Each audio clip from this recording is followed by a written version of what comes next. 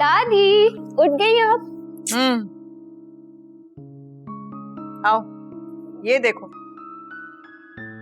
अरे दादी, आपको फेसबुक यूज करना इसलिए थोड़ी सिखाया था कि आप दादा की इन्वेस्टिगेशन करती रहें। अरे तुम जरा इसकी उम्र देखो और हरकतें देखो। नए नए चेहरे चाहिए, पता नहीं किस ड्रामे के लिए, और वो भी ओनली फीमेल। दादी तुम सबूत मांगती हो ना, तो ये लो देख लो। और अभी इसके 3.5 वॉल्व बंद हैं दिल के। दादी, आप इंसानों में फरिश्तों वाली खसूसियात क्यों ढूंढती हैं? थोड़ा बहुत खोट तो सोने में भी होता है।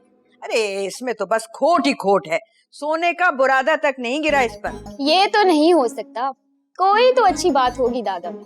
50 साल से तो ढूंढ रही हूँ, आज तक तो मिली नहीं। दादी मैं आपको 10 बता सकती हूँ। अब तुम सियासतदानों की तरह से झूठ भी बोलने लग गई। दादी देखें, दादा के हाथ, पाँव, नाक, कान वगैरह सब सलामत है, मतलब माजूर नहीं है। पहली अच्छी चीज तो ये होगी। ज़हनी पोलियो है उसको बचपन से। ज़हनी पोलियो? हाँ, जहाँ कोई लड़की या औरत देखता है ना, बस लंगड़ा कर उस पर फौरन गिर जाता है। दादी आपकी नफरत मुझे कुछ और ही बताती है।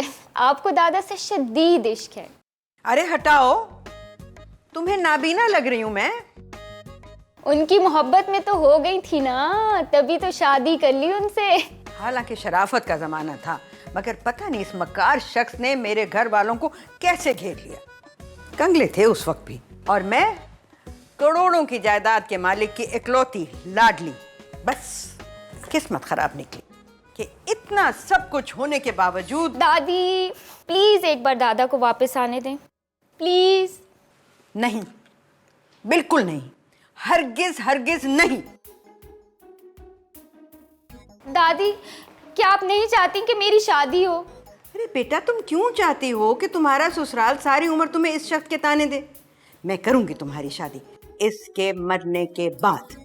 तौबा तौबा दादी, ऐसी बातें तो ना करें, एक ही तो दादा है मेरे। मरियम, तुम इस शख्स को शादी की रुकावट ना बनाओ।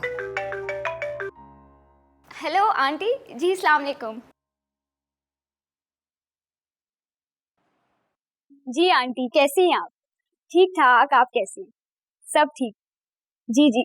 दादी दादा दादी दोनों इंग्लैंड गए हुए हैं जी। जल्दी आ जाएंगे जी, जैसे ही आएंगे मैं आपकी जरूर बात कराऊंगी। असल में दोनों एक दूसरे पे फिदा हैं। जी जी जी, सब ठीक है। ठीक है, थैंक यू, बाय। अरे डरा दिया दादी।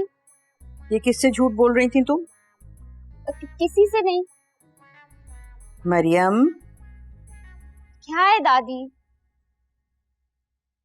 सलमान के घर से फोन था ना? हाँ। तो बेटा झूठ क्यों बोला? इसलिए कि मैं ये नहीं चाहती कि वो मुझे मुकम्मल बेसहारा समझे, इसलिए कि मैं ये नहीं चाहती कि वो इस घर को टूटा और बिखरा हुआ समझे, इसलिए झूठ बोला कि वो ये ना समझे कि मेरे हाथों में अब कोई रिश्ता रहा ही नहीं।